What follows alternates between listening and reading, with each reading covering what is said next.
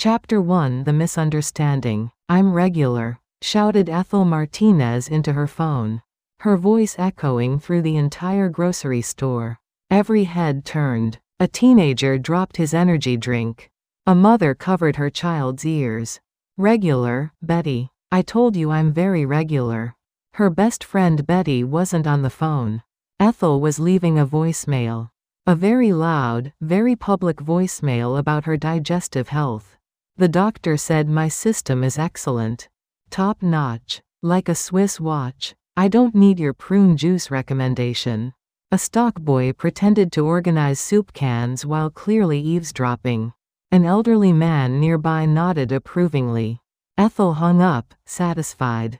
She'd set the record straight. Betty was always trying to fix problems that didn't exist. 3 aisles over, 78-year-old Frank Henderson was having his own crisis. He stood frozen in the pharmacy section, staring at the text from his son Mike. "Dad, we need to talk about your situation." Frank's mind raced. His situation? Which situation? He had 17 situations, minimum. Was it the situation where he'd accidentally joined a motorcycle gang on Facebook? The situation where he'd been writing restaurant reviews under a fake name and they'd gone viral? Or the situation where he'd told his neighbor he was a retired CIA agent to sound interesting? He texted back, "Which situation specifically?" Mike responded, "The bathroom situation, Dad. We're all worried." Frank's face went pale. How did Mike know about the downstairs bathroom? He'd only flooded it twice. And the wallpaper would grow back.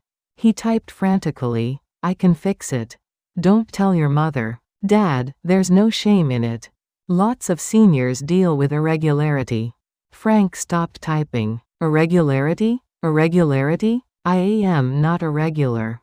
He texted back in all caps. "I'm like clockwork. 7 a.m. every morning. Ask anyone." "Dad, you brought it up." Meanwhile, Ethel was now in the prune juice aisle, muttering to herself. "Swiss watch. That's what Dr. Chen said." "Ethel, your system is like a Swiss watch." Betty acts like I'm falling apart. I'm 75 and fitter than her husband Larry, who eats nothing but fried everything. She was so focused on her monologue that she didn't notice Frank coming round the corner at high speed, still texting angrily. They collided. Specifically, Ethel's shopping cart hit Frank's hip. Frank's phone flew from his hands and landed directly in Ethel's purse. Frank stumbled backward into a prune juice display. Bottles tumbled. Frank grabbed for stability. He caught a shelf. The shelf held. Frank did not. He sat down hard, surrounded by prune juice. Bottles like a confused king on a throne. "Are you blind?" Ethel shrieked. "Are you?" Frank shot back. "You hit me. You weren't looking. Neither were you." They glared at each other. Then Ethel noticed the prune juice surrounding Frank. "Oh," she said, her voice dripping with false sympathy. "I see. Having difficulties?" Frank's face turned purple. "I don't have difficulties. No judgment. It's very common at our age. There's nothing common about me. I'm extraordinary. Regular and extraordinary." Now other shoppers were definitely recording. A store manager approached. "Folks, is everything okay? This woman assaulted me with her cart." Frank declared. "This man destroyed our prune juice display." Ethel countered. "I destroyed it because you hit me. I hit you because you weren't looking." "Can we please," the manager said tiredly, "just clean this up without the entire store hearing about everyone's digestive health?" "My digestive health is excellent," they shouted in unison. The manager closed his eyes. "Of course it is." Chapter 2: The Phone Mix-Up. 20 minutes later, after helping clean up the prune juice and signing an incident report, Ethel walked to her car. She reached for her phone to call Betty back and tell her a new one. For that prune juice suggestion. She pulled out a phone from her purse. But something was wrong. The wallpaper was a photo of someone's grandchildren. Not her grandchildren. These children were blonde. Her grandchildren were brunettes. She had a doctorate in her own grandchildren's hair colors. Oh no, Ethel whispered. She looked at the recent texts. They were from someone named Mike, discussing bathroom situations and irregularity. Oh no. Frank was halfway home when he reached for his phone to call Mike and properly explain his regularity. He pulled out a phone from his jacket pocket. The wallpaper was a photo of a cat wearing a tiny sombrero. This was not his phone. He did not have a cat. He did not know any cats with sombreros. He checked the recent calls. Someone named Betty. Recent texts from someone named Sarah Granddaughter. That woman stole my phone. He made an illegal U-turn that would have gotten him arrested if any police had witnessed it. Ethel was already back at the grocery store, marching through the automatic doors like she was storming Normandy. Where is he? She demanded at customer service. Who? Asked the teenage employee, whose name tag said, Justin, and whose expression said, I don't get paid enough. The man. The prune juice man. The irregular man. Ma'am, I have no idea. Frank. Screamed Frank, bursting through the doors behind her. My name is Frank Henderson and I am not irregular. They turned to face each other. You have my phone. Ethel accused. You have my phone. Frank countered. They held up the phones as evidence. Both were the same model. Both were in identical black cases. Both had been in the general vicinity during the Great Prune Juice tumble. Well, Justin said helpfully, at least you found each other? They ignored him, marching toward each other like gunslingers at high noon. Give me my phone, Ethel demanded.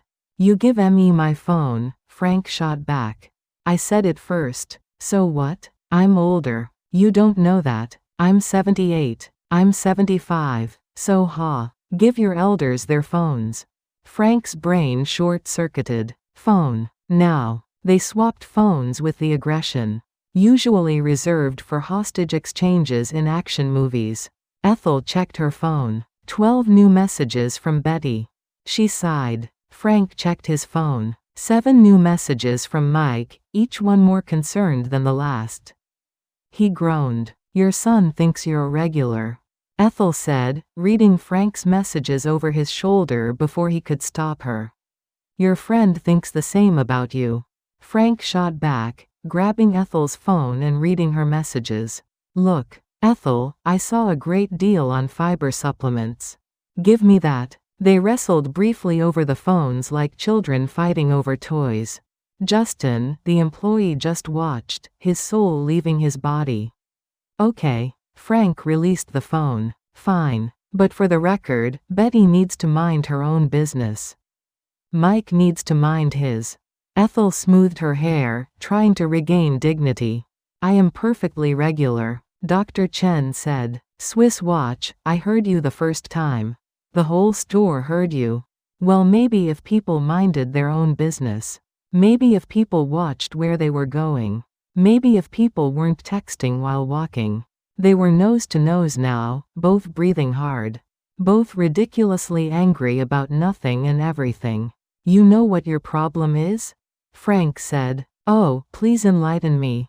Ethel replied. You're defensive. I'm defensive? You just sat in a pile of prune juice, screaming about being regular. Because you implied. I implied nothing. I stated facts. Justin finally intervened. Folks, I'm going to have to ask you to take this outside.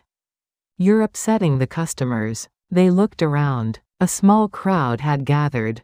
Several phones were out. This was definitely going on social media. Fine, Ethel huffed. Fine, Frank agreed. They stormed toward the exit together, still bickering. This is your fault for not watching where you were going, Ethel said. My fault? You rammed me with a cart. It was a love tap. It was assault. Oh please, don't be so dramatic. I'm dramatic? You announced your bathroom habits to the entire store.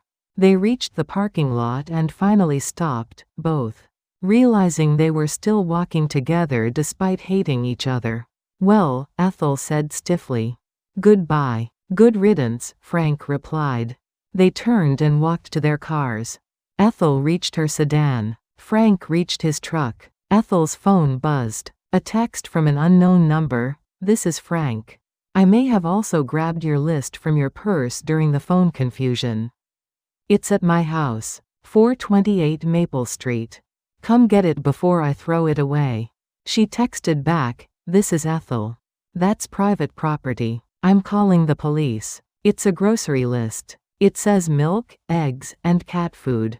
Hardly classified information. I'm still calling the police. Fine. Waste their time. I'll be here. Being regular. Ethel screamed into her steering wheel. Like this video if you've ever had an embarrassing moment in public. Subscribe to see if Ethel and Frank can survive their next encounter. Chapter 3: The Neighborhood War. Ethel did not call the police. She drove to 428 Maple Street, which turned out to be exactly 4 houses down from her house on Maple Street. She'd been neighbors with this maniac for God knows how long and never knew it. She parked aggressively in his driveway, blocking him in. Petty? Yes. Satisfying? Absolutely. She marched to his door and rang the bell 17 times. Frank opened it, looking unsurprised. You rang? My list. Now. Magic word? Immediately. That's not the magic word. Frank Henderson, I swear to God. Still not it. Ethel took a deep breath. Please give me my list. Better. He handed her the crumpled grocery list. You forgot cat food, by the way. It wasn't on here. I know. I was going to remember. Sure you were. I was. You're 75. Nobody remembers anything at 75. I remember everything. I remember that you crashed into my cart earlier. Frank sputtered. That is not what happened. It's exactly what happened. You were stomping around texting about your bathroom problems. I don't have bathroom problems. A neighbor walking their dog crossed to the other side of the street. And you ran into me. Frank continued. Agree to disagree. Ethel turned to leave. We don't agree. Because you're wrong. I'm never wrong. Everyone's wrong sometimes. Not me. Frank followed her down his driveway. You know what? I'm glad I don't know you. You're exhausting. The feeling is mutual. Ethel reached her car. Good. Fine. Perfect. Wonderful. They were shouting single words at each other now. Communication.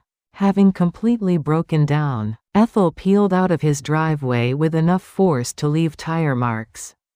Frank watched her go, then noticed his neighbor Carol staring from her porch. New friend? Carol called over. Enemy, Frank corrected. Mortal enemy. She lives 4 houses down. I know. That evening, Ethel told Betty everything. He sounds awful, Betty agreed over the phone.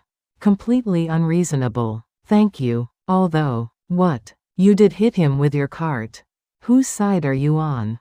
The truth's side. I don't need truth. I need support. Betty laughed. Ethel, maybe you should apologize. Apologize? To that man? I'd rather. You're going to see him around the neighborhood, Betty interrupted. Might as well make peace.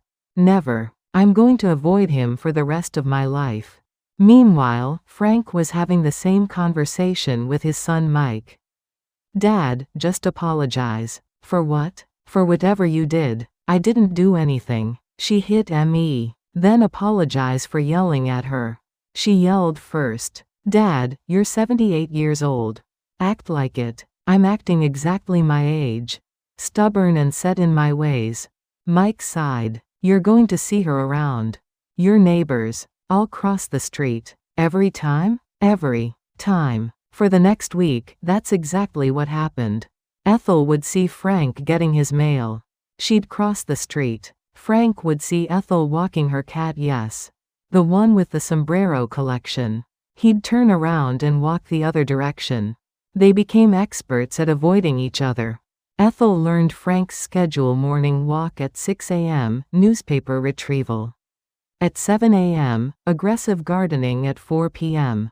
Frank learned Ethel's routine: cat walk at 6:30 a.m., Angry yoga in her driveway at 5 p.m., loud phone conversations with Betty at 8 p.m. The neighborhood noticed. Are they fighting? Carol asked another neighbor, Deb. I think they're in love, Deb replied. That's not what love looks like. At their age? Maybe it is. The neighborhood watch meeting that Thursday was buzzing with gossip. I heard she hit him with her car. Someone whispered, I heard he stole her purse. Another added, I heard they're secretly married. Frank and Ethel, both mandatory attendees, sat on opposite sides of the room, refusing to look at each other. The president, Dorothy, a different Dorothy, not from the previous story, tried to start the meeting. Okay everyone, let's discuss the motion to discuss the elephant in the room, called out Bob from number 432. What elephant? Dorothy asked. Everyone pointed at Frank and Ethel. Oh, for heaven's sake, Ethel stood up. There's no elephant. Frank and I simply don't get along. It happens. Because she assaulted me, Frank added, also standing. I did not assault you. Shopping cart. Prune juice. Ring any bells? That was an accident. An accident you caused. You weren't looking. Here we go again. Dorothy banged her gavel. Okay. New rule. Frank and Ethel are not allowed to speak to each other during meetings. Fine by me, Ethel said. Perfect. Frank agreed. They sat down, arms crossed, staring straight ahead. The meeting continued, but the tension was thick enough to cut with a knife. Every time Frank shifted, Ethel tensed. Every time Ethel sighed, Frank scowled. Finally, Deb from number 441 raised her hand. I have a suggestion. Please, Dorothy begged. What if Frank and Ethel have to work together on the fall festival committee? Force them to get along? No. Frank and Ethel shouted simultaneously. Perfect. Dorothy banged her gavel. Motion carried. Frank and Ethel are co-chairs. You can't just decide that. Ethel protested. I just did. All in favor? Every hand went up. The neighborhood had clearly been planning this. Traitors. Frank yelled. All of you. Ethel added. But it was done. Frank Henderson and Ethel Martinez were now co-chairs of the Fall Festival Committee. They had to plan the entire event together. They'd rather have eaten glass. This was going to be interesting. Chapter 4: The Forced Teamwork. The first committee meeting was held at Dorothy's house, because she was the only one brave enough to host both of them. Frank arrived early, claiming the good chair. Ethel arrived exactly on time, saw Frank in her favorite chair, and sat in the corner like a sulking child. Okay, Dorothy said with forced cheerfulness. Let's talk fall festival. We need games, food vendors, entertainment. I'll handle food, Frank interrupted. I'll handle entertainment, Ethel said quickly. Great. And you'll work together on games and decorations. No, they said together. Yes, Dorothy replied. That's the point. You two need to cooperate. Now, I'm leaving you alone to plan. I'll be back in an hour. Try not to kill each other. She left. Frank and Ethel stared at each other across the coffee table. This is your fault, Ethel said. How is this my fault? If you'd apologized at the store. If you'd apologized. I have nothing to apologize for. Neither do I. Silence. They glared at each other. Finally, Frank sighed. Look, we're stuck together. Might as well make the best of it. Fine, Ethel said stiffly. Games. What do you suggest? Duck pond. Ring toss. Cakewalk. Boring. Boring. Boring. They're classic. They're tired. We need something new. Like what? I don't know. Something exciting. Something people will remember. Like a prune juice drinking contest? Frank said sarcastically. Ethel's eyes lit up. That's actually not terrible. I was joking. No, hear me out. We could do a senior health challenge. Flexibility tests, balance competitions, stamina rounds. That's humiliating. It's fun. It shows seniors are capable. That we're not all falling apart. Frank considered this. I am pretty flexible. See? You're interested? I didn't say that. You implied it. Frank stopped. Okay, fine. The senior health challenge could work. But we're doing my classic games too. Deal. They shook hands. It felt like a peace treaty. For the next 2 weeks, they actually worked together. They met 3 times a week at various coffee shops, planning details. Ethel handled the entertainment. She'd booked a local band, a dance performance, and a surprise magician. Frank managed the food vendors. He'd gotten the best barbecue place, a taco truck, and his personal friend, who made award-winning funnel cakes. They argued constantly about everything. Tent colors, placement of porta potties, whether the face painting station should be near the games or near the food. But slowly, something changed. Frank started bringing Ethel coffee exactly how she liked it, with 2 sugars and real cream. Ethel started texting Frank ideas at night, and he'd respond with his thoughts instead of arguments. They fell into a rhythm. Frank would say something ridiculous. Ethel would mock him. He'd mock her back. They'd laugh. Wait, laugh? When had they started laughing? You know, Ethel said one afternoon at their planning meeting. You're less annoying than I thought. You're less insufferable than I thought, Frank replied. Is that a compliment? From me? It's basically a love letter. Ethel smiled, then caught herself smiling, then frowned, confused about why she'd frowned. Frank noticed. What? Nothing. Ethel shook her head. Never mind. But it wasn't nothing. Somewhere between arguing about tent placement and debating funnel cake flavors, they'd become something resembling friends. No, not friends. Friendly enemies. Frenemies. That was it. Definitely not friends. Hey, Frank said suddenly. Want to grab lunch? Why? Ethel asked suspiciously. Because we've been planning for 4 hours and I'm hungry? Oh, right. Logical. Unless you don't want to. No. I mean yes. I mean lunch is fine. They went to Giovanni's Deli.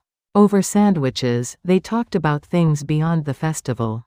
Frank told her about his late wife, about his 3 kids, who lived out of state, about his motorcycle gang mishap on Facebook. Ethel told him about her husband who'd passed 5 years ago, about her 2 daughters, who worried too much, about her cat's sombrero collection, which had started as a joke and spiraled into an obsession. You're telling me, Frank said, laughing, that you have a cat with over 40 sombreros? 47, Ethel corrected. Each one unique, themed by season and occasion. That's insane. That's dedication. Insane dedication, says the man who reviews restaurants under a fake name. Hey, Franklin Gourmet is a respected voice in local dining. They laughed together. Real laughs. Not forced. Not fake. Genuine enjoyment of each other's company. When Frank dropped Ethel off at her house, she hesitated before getting out of the truck. This was nice, she said. Yeah, Frank agreed. We should do it again. For festival planning. Right. For planning. Obviously. Definitely. They sat there awkwardly. Well, Ethel started. Okay, Frank said simultaneously.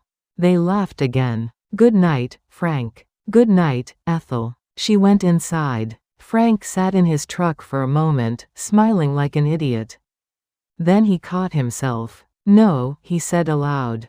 Absolutely not. We're enemies. Friendly enemies. We're not. Nope. Not happening. He drove home, completely in denial. Inside her house, Ethel was having the same crisis. Don't be ridiculous, she told Mr. Whiskers. Yes, same name as Dorothy's cat from the previous story. It's a popular cat name. He's annoying. Sure, he's funny. And thoughtful. And he brings you coffee exactly right. But that doesn't mean no. We're colleagues. Festival co-chairs. Nothing more. Mr. Whiskers, wearing a tiny sombrero, looked skeptical. Don't judge me, Ethel told him. But it was too late. Something had shifted. The question was, what were they going to do about it? Chapter 5: The Festival Revelation. The fall festival arrived with perfect weather, sunny, breezy, and exactly 72 degrees. Frank and Ethel had worked tirelessly for 6 weeks, and it showed. The festival was incredible. Colorful tents lined the park. Food vendors filled the air with delicious smells. The band was setting up on the main stage. Children ran around with face paint. Everything was perfect. Frank and Ethel stood at the entrance, both wearing matching festival co-chair t-shirts that Dorothy had made without asking them. "We did it," Ethel said, surveying their work. "We actually did it," Frank agreed. "And we didn't kill each other. The day's not over." "True." They smiled at each other. A real, genuine, warm smile. "There they are." Betty appeared with a camera. The dynamic duo. "Smile." "Betty, no," Ethel protested. Click. Betty got the photo, Frank and Ethel standing close, both smiling, looking remarkably comfortable together. "That's going on Facebook," Betty announced. "You wouldn't dare," Ethel started. "Already uploading." The festival was a massive success. The Senior Health Challenge was hilarious, elderly residents competing in yoga poses, balance tests, and a speed walking race that ended with everyone stopping for lemonade halfway through. Frank won the flexibility contest by doing a split that made everyone gasp. "That's right," he shouted. "Still got it. Show off," Ethel muttered, but she was grinning. Ethel won the balance competition by standing on one foot for 3 full minutes, while reciting the alphabet backward. "Boom," she yelled. "Who's a regular now?" "That's not what that means," Frank shouted back, laughing. The whole neighborhood was having a blast. Carol from down the street won the cakewalk. Bob and his wife dominated the ring toss. The magician Ethel hired made Dorothy's dentures disappear and return, thankfully. As the sun started setting, the band began playing dance music.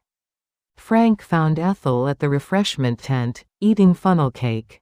"Your friend makes a good funnel cake," she admitted. "Your magician was actually impressive," Frank replied. "Are we complimenting each other?" "I guess we are." "Weird. Very weird." The band started playing a slow song. Couples moved onto the makeshift dance floor. Frank cleared his throat. "So, want to dance?" "Are you asking me to dance?" "I'm asking if you want to dance." "There's a difference." "Why?" "Why what?" "Why are you asking if I want to dance?" "Because we're co-chairs. It's symbolic. We should dance together to celebrate our successful collaboration." "That's a lot of excuses to ask someone to dance. Just do you want to or not?" Ethel considered. Dancing with Frank Henderson meant something. It meant this had gone beyond festival planning, beyond friendly enemies, beyond whatever they'd been pretending this was. "Yes," she said finally. "I do." They walked to the dance floor. Frank took her hand carefully, like it might break. Ethel put her other hand on his shoulder.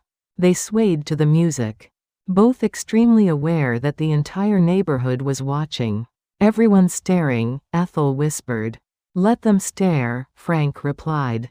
"Betty's taking photos." "Of course she is. This is going on Facebook." "Probably already there." They danced quietly for a moment.